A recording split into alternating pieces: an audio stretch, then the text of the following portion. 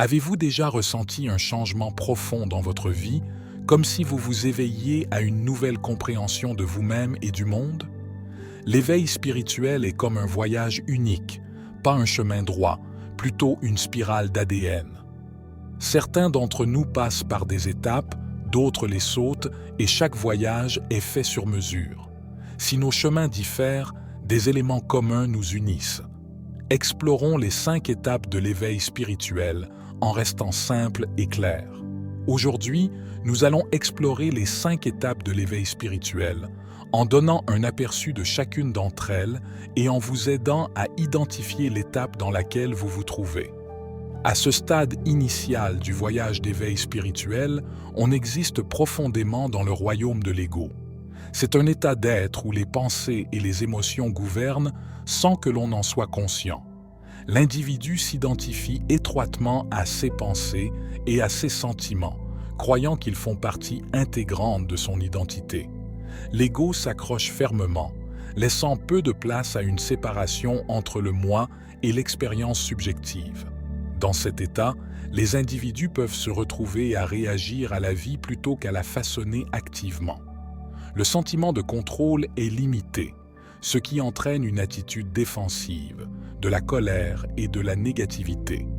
La vie semble se dérouler comme si elle était prédéterminée, et tout traumatisme rencontré renforce la croyance en un manque de contrôle. L'individu s'enferme dans son récit personnel, considérant la vie comme quelque chose qui lui arrive plutôt que comme quelque chose qu'il crée activement. À ce stade, il est difficile de voir les autres, car la perception est filtrée par la lentille de ses propres expériences et projections. Ce manque de clarté empêche une véritable compréhension des autres, ce qui favorise une vision biaisée du monde. Le stade de l'inconscience se caractérise par un profond enchevêtrement avec l'ego, brouillant les frontières entre le moi et le monde extérieur. Le voyage vers l'éveil spirituel commence par cette prise de conscience, reconnaissant la nécessité de se libérer des schémas inconscients et d'explorer les couches profondes de l'existence. Il marque le point de départ de l'évolution vers une plus grande conscience de soi et une connexion avec les aspects profonds de l'expérience humaine. Au fur et à mesure que l'on progresse sur le chemin de l'éveil spirituel, on rencontre l'étape de transformation connue sous le nom de mort de l'ego. Cette phase implique une rupture profonde de l'ego, le moi subjectif qui façonne l'identité et les perceptions d'une personne. Il s'agit d'un processus au cours duquel l'identité construite autour d'étiquettes telles que le sexe, l'âge, la race et les croyances est démantelée. La mort de l'ego n'est pas une disparition physique, mais une dissolution des croyances solidement ancrées sur ce que l'on estimait. L'individu prend conscience que l'ego, l'histoire qu'il s'est racontée, n'est pas l'essence de son être. Toutes les idées et tous les concepts construits autour de la vie, de Dieu et de la religion sont effacés, laissant un sentiment de vide et de détachement. Ce qui émerge de ce dépouillement de l'ego est un espace intérieur, une séparation entre le moi subjectif et le moi observateur. Au stade de l'inconscience, ce moi observateur était obscur, mais il devient maintenant plus apparent. L'individu commence à comprendre qu'il n'est pas uniquement constitué des pensées, des émotions et de l'identité associée à l'ego. La mort de l'ego fait apparaître la conscience du moi observateur, la partie qui observe et expérimente tranquillement la vie sans être empêtrée dans les récits de l'ego. L'individu commence à reconnaître que l'ego n'est pas son vrai moi. Il s'agit d'une construction formée par le conditionnement sociétal, les expériences personnelles et les comportements acquis. Cette étape entraîne un changement fondamental de perspective, ouvrant la porte à une compréhension plus profonde du soi. Le voyage à travers la mort de l'ego consiste à reconnaître l'illusion de l'ego, à comprendre que l'ego n'est pas le vrai moi. Il s'agit de comprendre que l'illusion de l'histoire de l'ego que l'on se raconte à soi-même n'est pas le cœur de son existence. Cela signifie une transition vers une conscience de soi plus profonde, ouvrant la voie à une exploration plus poussée des couches de la conscience et de la nature de la réalité. Au-delà de la mort de l'ego, le voyage d'éveil spirituel entre dans la phase dite de recherche. Au cours de cette phase, les individus se lancent dans une quête de compréhension, à la recherche de ce que l'on appelle communément la vérité. La recherche implique une exploration profonde des questions existentielles, un désir de percer les mystères de l'existence. Dans cette phase de recherche, les individus se tournent souvent vers la sagesse des maîtres spirituels et se plongent dans des vidéos explorant des idées profondes. La motivation qui sous-tend cette quête est un désir sincère de saisir l'essence de ce que l'on est, la raison de sa naissance, le sens de la vie et la nature de Dieu. Cette recherche n'est pas simplement intellectuelle. Il s'agit d'une exploration sincère alimentée par une véritable aspiration à la clarté et à un but. L'individu se plonge dans des pratiques spirituelles telles que la méditation, la contemplation, la prière ou le channeling, poussé par un besoin intérieur d'entrer en contact avec une compréhension supérieure. Au cours de cette étape, les individus peuvent trouver du réconfort dans les enseignements spirituels qui résonnent avec leur conscience en évolution. La lecture devient un chemin vers l'illumination et chaque découverte apporte un sentiment de légèreté et de connexion. Cette phase est marquée par une soif d'absorber des connaissances qui s'alignent sur la compréhension émergente de soi et de l'univers. Au fur et à mesure que le voyage d'éveil spirituel progresse, les individus atteignent un point crucial marqué par l'émergence du moi authentique. Cette étape se caractérise par une profonde rupture avec les faux semblants et la reconnaissance consciente de sa véritable nature. Lors de l'émergence du moi authentique, l'individu atteint un point où la façade qu'il a pu présenter au monde commence à s'effriter.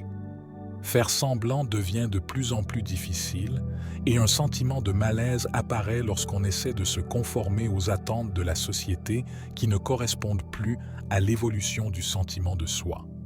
Cette phase dévoile souvent l'essence authentique de l'individu qui s'apparente au moi qu'il était avant que le conditionnement sociétal ne l'influence. C'est un retour à l'authenticité souvent observé dans l'enfance, à une époque où les attentes de la société n'avaient pas encore modelé et façonné l'identité de l'individu. Au cours de cette étape, la conscience de ce qui correspond véritablement au moi intérieur est plus aiguë.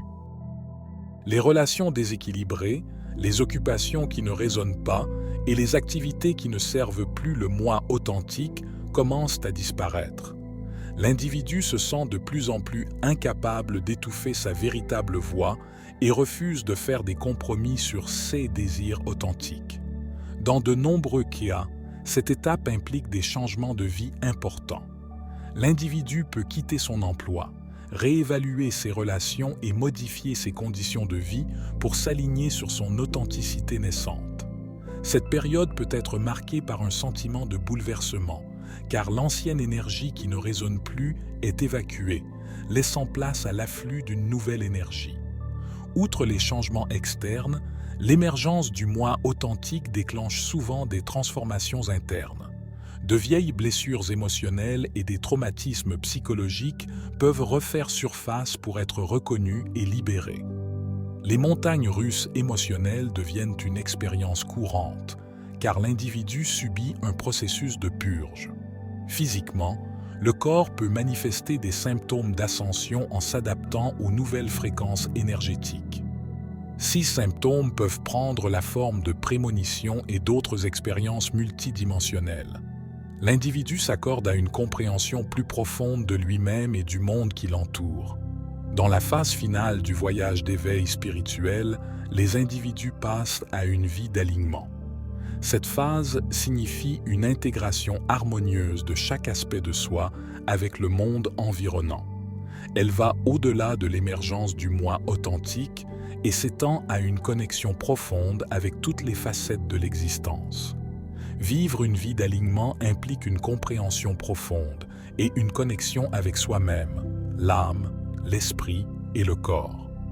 Il s'agit d'une acceptation compatissante de ses limites et d'une acceptation indulgente des imperfections qui constituent l'essence individuelle.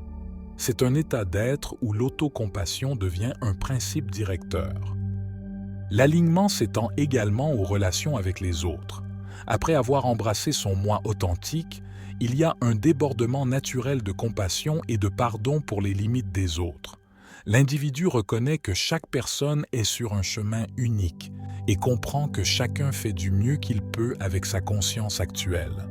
Cette phase consiste à devenir l'éducateur de soi-même, à être le parent compréhensif dont on a peut-être eu besoin plus tôt dans la vie. Il s'agit d'un voyage vers l'amour inconditionnel de soi, favorisant un environnement de compréhension et de gentillesse à l'intérieur de soi. Au fur et à mesure que cet amour de soi s'approfondit, il s'étend naturellement aux autres, favorisant la compassion dans les relations interpersonnelles.